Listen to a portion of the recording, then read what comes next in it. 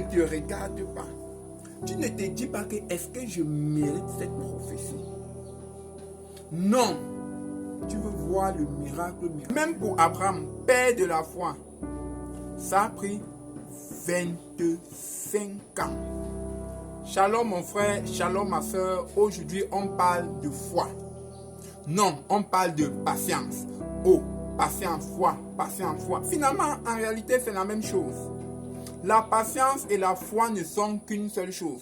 Parce que la prophétie qui est arrivée à toi, la seule chose qui te rassure que tu vas la voir, c'est la patience. La parole de Dieu ne dit-elle pas que la prophétie, même si elle tarde, elle finira par s'accomplir?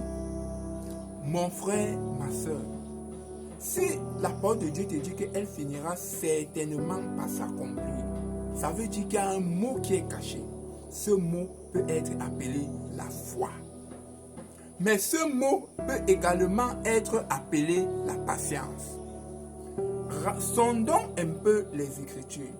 Que nous dit la Bible par rapport à Abraham? À quel moment Abraham a reçu la prophétie? Et à quel moment Abraham a reçu l'exaucement? Comparons un peu l'âge entre la réception de la prophétie d'Abraham et l'âge où cette prophétie a été exaucée. Que nous dit la parole de Dieu? Dans le livre de Genèse, l'Éternel dit à Abraham, va-t'en de ton pays, je ferai de toi une grande nation. Abraham était âgé de 75 ans lorsqu'il partit de Charan. Amen. Abraham était âgé de 75 ans lorsqu'il partit de Charan. Qu'est-ce qu'on est en train de nous dire? On est en train de nous dire qu'Abraham a reçu la prophétie quand il avait 75 ans. Ok, on est d'accord sur ce principe. Abraham a reçu la prophétie quand il avait 75 ans. L'autre question que je veux poser, quand est-ce que Abraham a reçu l'exaucement? Que nous dit la parole de Dieu? Toujours dans le livre de Genèse, l'Éternel se souvint de ce qu'il avait dit à Sarah. Sarah conçut et enfanta un fils à Abraham dans sa vieillesse, au temps que Dieu avait fixé. Abraham donna le nom d'Isaac à son fils. Abraham était âgé de 100 ans à la naissance de 25 ans. On t'annonce une prophétie. Et là, tu veux recevoir le calvaire, ma soeur.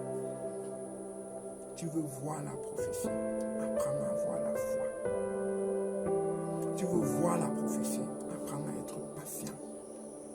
Je ne vais pas revenir sur quelles sont les attitudes que tu dois avoir. Non. Mais je veux d'abord que tu intègres une chose. Je veux la prophétie. Je dois apprendre à être patient. Je veux la prophétie.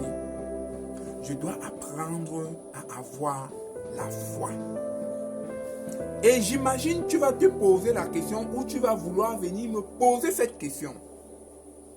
Et si ma prophétie a une date limite, je contextualise bien. Tu es à l'église et ton homme de Dieu te dit, je reçois tel message pour toi. Et le message que je reçois pour toi dit qu'à telle date, telle chose va arriver. Et toi, tu commences à dormir sur cette date. Tu vas dire, mais c'est normal que je dorme sur cette date. Oui, c'est normal que tu dormes sur cette date. Mais ce n'est pas parce que tu dors sur cette date que tu ne dois pas continuer à attendre. Vous savez, dans le cas d'Abraham,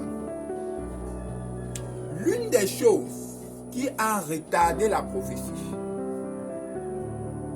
c'est parce que quand le temps fixé est arrivé, Sarah s'est découragée. Sarah s'est dit, à mon âge, je ne peux plus avoir d'enfant. Et elle a dit, mon mari Abraham pour que la promesse de Dieu s'accomplisse, prends ma servante Agar comme femme, et par elle, donne-moi un fils. C'est ce qui t'arrive tous les jours. Tu te dis, oh, ma promesse était dite pour telle période. Oui, ta promesse est peut-être dite pour cette période-là. Mais crois-moi, la première responsabilité que tu as quand tu reçois une prophétie, c'est premièrement d'avoir la foi patience ou d'avoir la patience foi. C'est ta première responsabilité.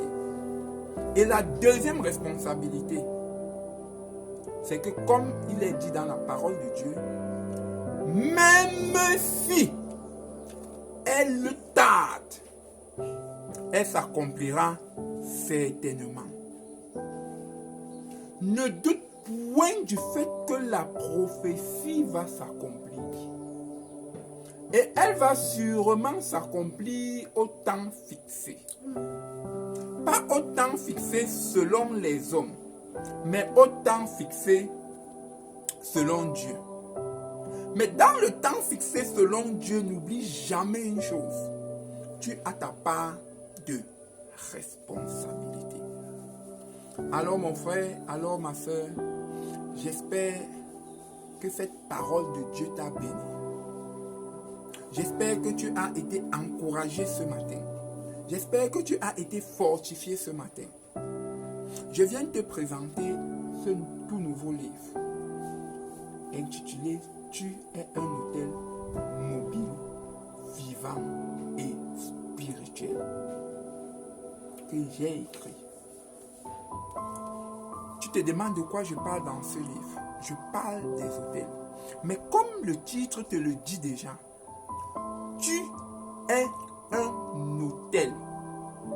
Donc avant que l'hôtel ne soit une pierre, un arbre, un lieu, ou alors ton église, sache d'abord une chose. Tu es toi-même un hôtel. D'autres s'appuient sur leur homme de Dieu. Et en s'appuyant sur leur homme de Dieu, ils ne sont pas conscients d'une chose. Leur homme de Dieu devient un hôtel. Et si ton homme de Dieu est un hôtel, est-ce que ton homme de Dieu n'est pas mobile? Est-ce que ton homme de Dieu ne vit pas? Est-ce que ton homme de Dieu n'est pas spirituel? Alors si ton homme de Dieu est un hôtel, ça veut dire que toi également tu es un hôtel.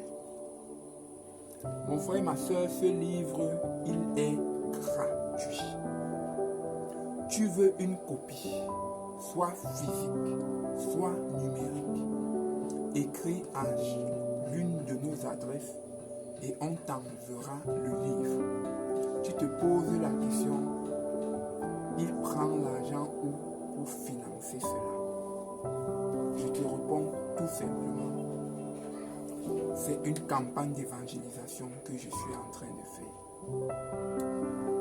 Mais l'œuvre de Dieu ou la campagne d'évangélisation n'est pas gratuite. Alors si ce livre t'a béni et que tu as envie de faire un don, n'hésite pas de nous contacter pour faire un don. Shalom mon frère.